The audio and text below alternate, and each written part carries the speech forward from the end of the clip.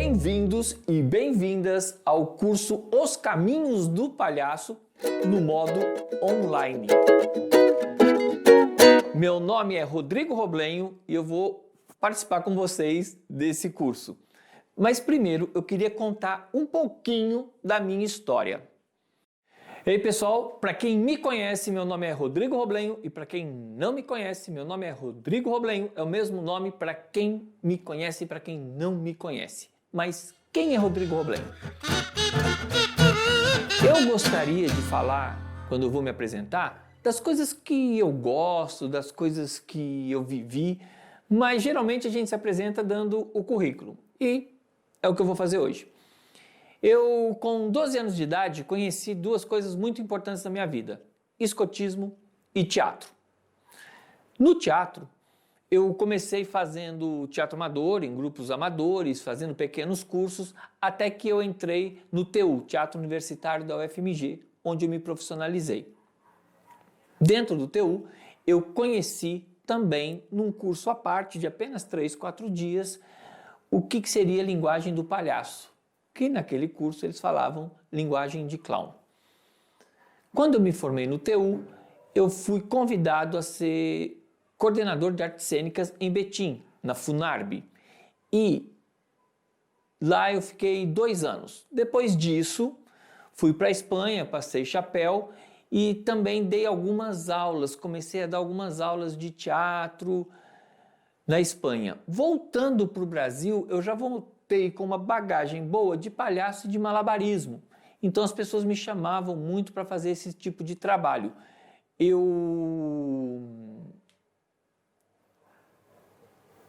Eu trabalhei em vários grupos nessa época e criei um grupo também meu de palhaços que chamava Romaro Comica. Com eles, fizemos durante 3, 4 anos pesquisas ainda da linguagem do palhaço. O grupo se desfez, eu continuei meu trabalho, tanto de diretor de teatro, quanto de diretor e ator de palhaço. Nessa época, lá por volta de 2000, eu trabalhei na TV, num programa infantil, como co-apresentador, também de palhaço. Aliás, eu não falei para vocês, mas o nome do meu palhaço é Vira-Lata. Depois de trabalhar na TV, eu fui trabalhar junto com o grupo Armatrux de teatro de Belo Horizonte e continuamos na pesquisa de palhaço e teatro de bonecos, que é uma coisa que eu amo e acredito que as linguagens têm um diálogo muito forte entre elas.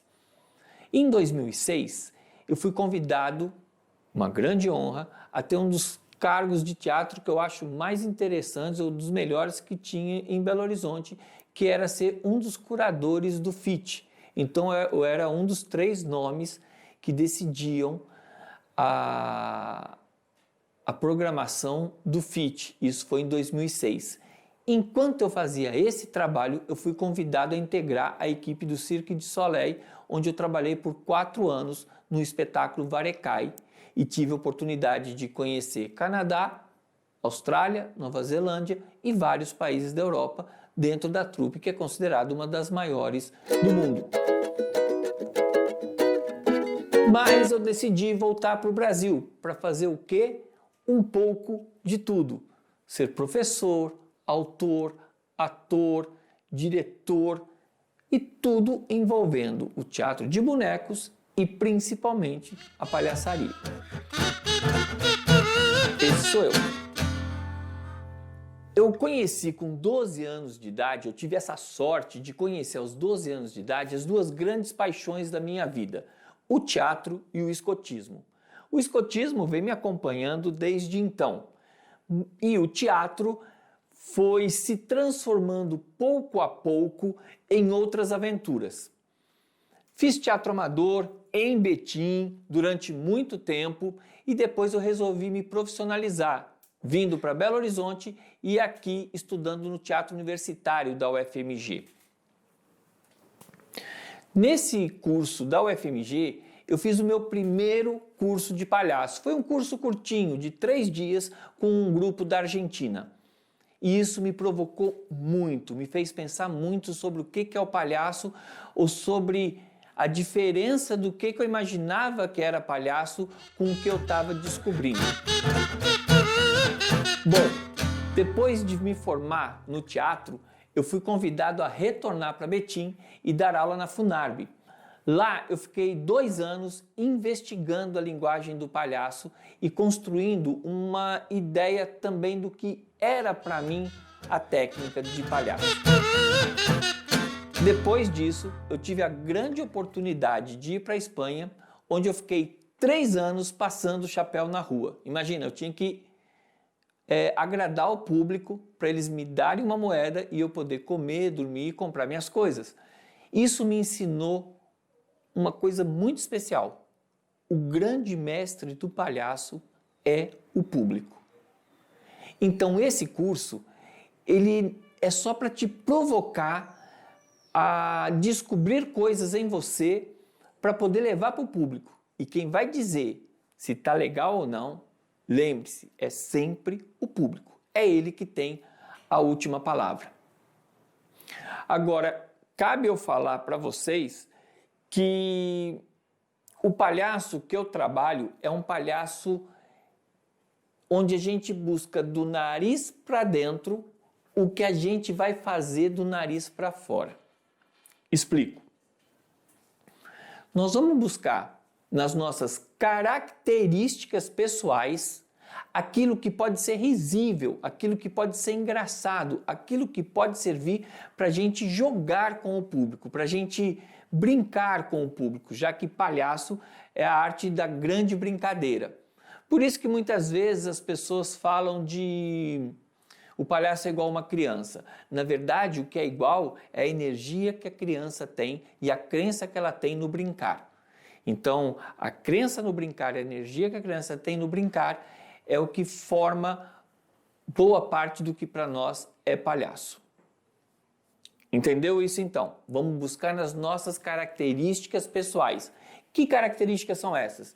Desde características biográficas, características físicas, características comportamentais, coisa que você gosta, coisa que você não gosta. Então já fica um convite. Pega um bloquinho, pega uma caneta e vai anotando essas características. Faz tipo um brainstorm. Anota sem pensar. Uma característica em cada linha, ok? Bom, e aí você vai pegar essas características e ver quais delas servem para jogar com o público. Porque se não é interessante para o público, gente, então não precisa estar no palhaço. O palhaço é um ser interessante e interessado. E aproveito para dizer também que ele é o seu melhor brilho. O que significa isso? Imagina um sapato todo amassado, um sapato velho, só que você quer usar. Você vai e passa aquela graxa, igual antigamente, né? Dá uma lustrada no sapato e aí o sapato vai continuar velho, cheio de marcas, só que ele vai ficar brilhoso. Isso, para mim, é o palhaço. Esse brilho que vai dar no sapato. Esse brilho que vai dar aquele sapato velho, quer dizer, são as suas rugas, são as marcas do seu pé naquele sapato. Só que ele está brilhando. As pessoas vão falar, nó, que sapato doido. Continuando, uma coisa que eu acho muito importante, como se não fosse tudo importante, é que a ideia de palhaço que eu gosto de trabalhar é a partir de um arquétipo. Ou seja, o nosso palhaço, que é um palhaço pessoal, que trabalha com as suas características, ele é o fluxo, ele é a manifestação de uma energia, que aí é o louco da roda, ou a gente pode também chamar de energia do palhaço, tá? É muito importante a gente sempre pensar que a gente vai se afastar um pouquinho da ideia, da imagem que a gente tem de palhaço e ir numa ideia do palhaço como uma função social que vem de muito, muito tempo atrás. E essa função social, ela responde à provocação, ela responde à brincadeira, ela responde a mostrar o mundo ao contrário. Quer dizer, o palhaço é meio esse cara louco, esse cara que a gente não sabe muito bem o que ele vai fazer. Eu, particularmente, gosto muito de trabalhar com simbologia. Então, tanto no figurino quanto na maquiagem, nós vamos trabalhar esse aspecto também quando a gente trabalha com o palhaço.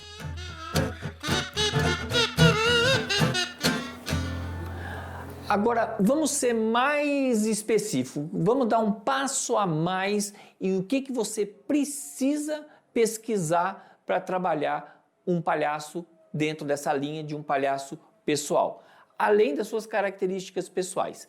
Eu vou dividir o palhaço em 3 partes. Não é cabeça, tronco e membros, é em 3 partes conceituais, que a gente pode fazer uma comparação com o ser humano.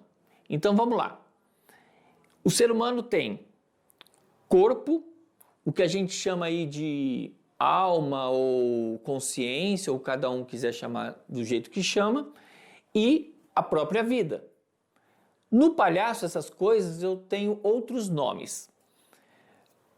O corpo da pessoa, no palhaço eu chamo de figura, e aí a sua figura é um pouco diferente do que seria o corpo para o ser humano, porque na figura do palhaço entra toda a roupa dele, entra o jeito dele se comportar e entra a postura do corpo dele. Então, além do próprio corpo. Você vai ver isso, por exemplo, se você pegar um filme do Gordo e o Magro. Quando um fica com raiva do outro e em vez do gordo dar um cascudo na cabeça do magro, ele pega o chapéu e dá um cascudo no chapéu e o magro sente como se fosse na cabeça dele.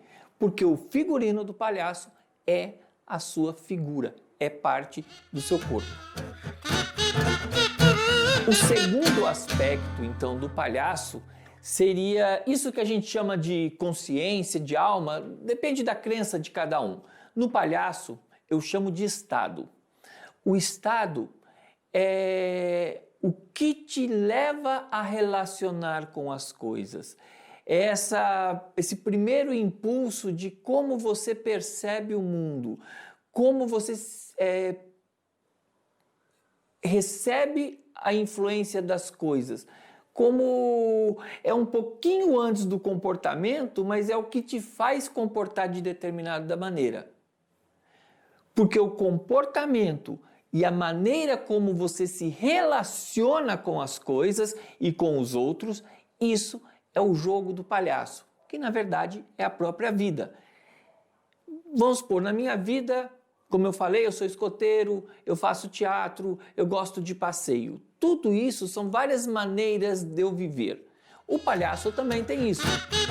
E o terceiro aspecto, então, é a própria vida, que seria no ser humano, que no palhaço eu chamo o jogo. E o que é o jogo? Basicamente é o estado e esse corpo, que é a figura do palhaço, em relação aos demais. Agora, claro, tudo no palhaço, então, ele é destinado a um jogo, ele faz brincadeira com tudo. Então, por exemplo, se eu tenho esse chapéu e na vida eu quero usar um chapéu, no palhaço eu diria que eu vou fazer o jogo do chapéu. Então eu pego o chapéu, coloco na cabeça, posso brincar com ele de uma maneira diferente, de uma maneira extra cotidiana, posso fazer, por exemplo. Então, o palhaço, tudo ele transforma em jogo, ele transforma em brincadeira. Ele transforma as coisas em algo extra cotidiano. Lembra disso também. Nada do que é cotidiano é bem-vindo ao palhaço. Então, o seu pensamento cotidiano, o seu olhar cotidiano, a sua respiração, sua coluna, a sua roupa, aquele tênis de todo dia, aquela meia de todo dia, nada disso é bem-vindo. Tudo no palhaço é importante. Tudo que ele usa, tudo que ele vê. E todo mundo. Não existe público, existe cada pessoa. Não existe prato de arroz, existe um prato de determinada cor com vários grãos de arroz. É como se a gente eliminasse o artigo indefinido e só utilizasse um artigo definido. Então não existe um prato, existe o prato. Não existe um chapéu, existe o chapéu. Porque a gente também põe brilho e importância em tudo. Mas agora vamos ver então como levar isso para montar uma cena de palhaço. Para mim, a cena do palhaço é muito simples. Claro que a gente pode buscar variedades e uma enorme variedade a partir daí. Mas nós vamos responder a 3 perguntas, basicamente, que é quem eu sou, onde eu estou e o que eu faço. Então, logo que um palhaço entra em cena, tentem ver vídeos de palhaços e ver se não acontece isso, basicamente. Ele mostra quem ele é, o jeito dele ser, o estado dele, que figura é essa que ele tem. Aí ele percebe o lugar, ele percebe o público, ele percebe que, por exemplo, ele está numa praça, ele está num teatro, ele mostra que ele está naquele lugar. E, por fim, ele apresenta o que ele faz, que pode ser um número artístico, um número circense de malabares, pode ser um número artístico de canto, de poesia, de pintura, como pode ser um momento da vida dele, um dia cotidiano, entre aspas, né, da vida do palhaço.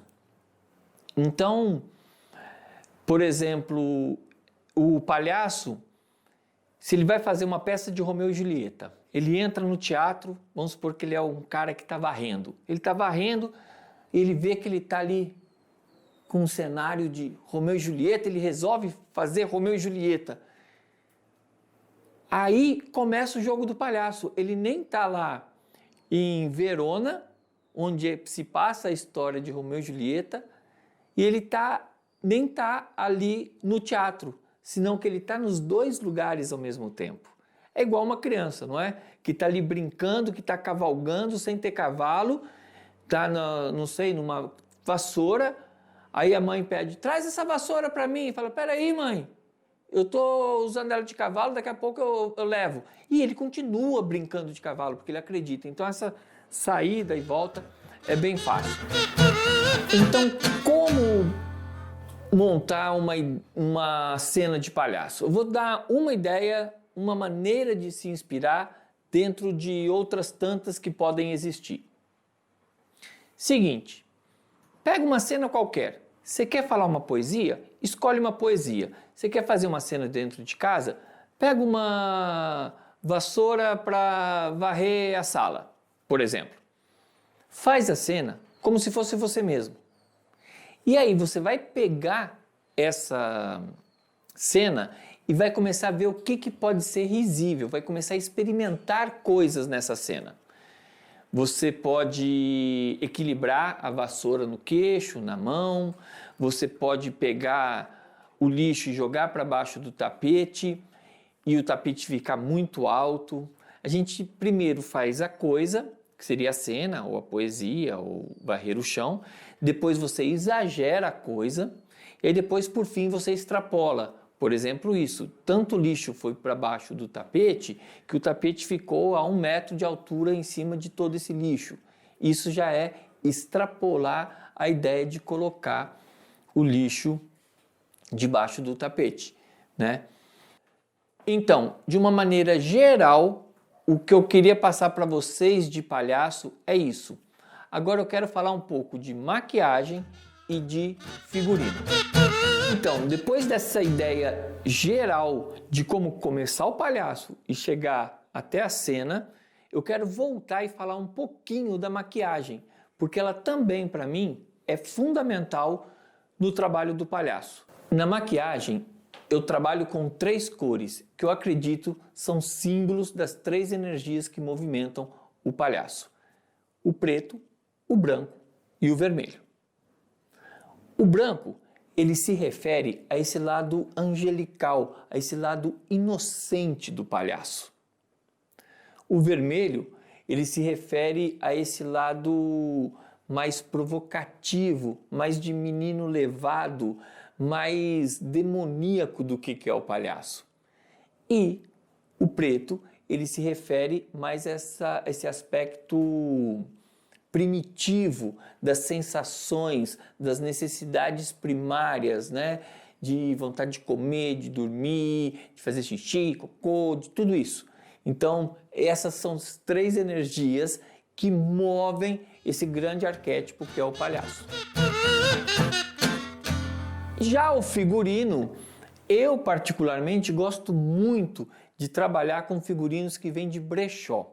Agora, para construir o seu figurino, além de você olhar suas características, coisas que você gosta ou não gosta, o que também te provoca, é legal você pensar assim: o palhaço, ele veste a melhor roupa dele. Diferente da gente que tenta aí combinar e ficar apresentável para as pessoas, o palhaço, ele quer as melhores roupas. Então, de repente, por que o palhaço usa uma meia de uma cor, outra meia de outra? É porque a meia que ele mais gosta do pé direito é uma vermelha, e a meia que ele mais gosta do pé esquerdo é uma amarela, e ele gosta mais daquela meia que está furada, não é?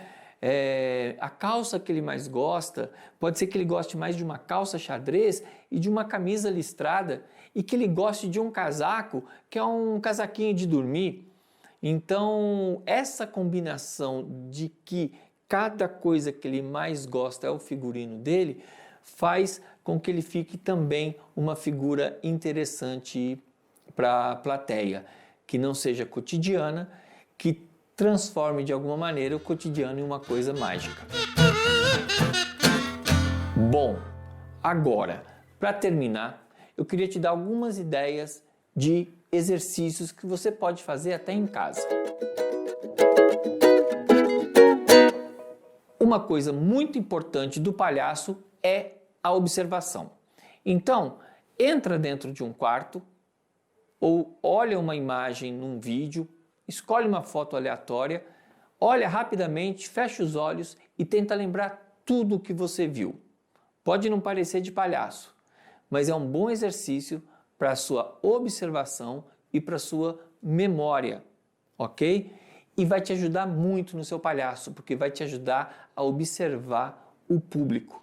Lembra? O público é o nosso melhor mestre. Outro exercício é improvisação. O palhaço tem que ser bom em improvisação. Então você vai... Por exemplo, um exercício fácil é você usar o alfabeto e ir falando palavras A, B, C, D, E, F no alfabeto que comecem com essas letras e que tenham relação com elas. Por exemplo, abóbora, aí com a letra B. Beterraba, tem relação, são verduras, legumes, né? B, C, comida. D, dúzia, porque tem comidas que eu posso vender em dúzia. Então você vai fazendo isso até chegar na letra Z. Bom, é uma ideia bem ampla, é uma coisa bem rápida que nós estamos fazendo em vídeo. Então, claro, dá para você notar que o trabalho que eu faço, ele é muito de sensações, então é bom ter a presença da pessoa. Se você puder, faz um curso de palhaços e faz presencial, porque assim você vai poder adiantar o seu processo de aprendizagem sobre o que é palhaço. Assistam, treinem e façam. São 3 ótimos caminhos para aprender a ser palhaço. Valeu! Começando! Corta! Ficou excelente, pra mim ficou.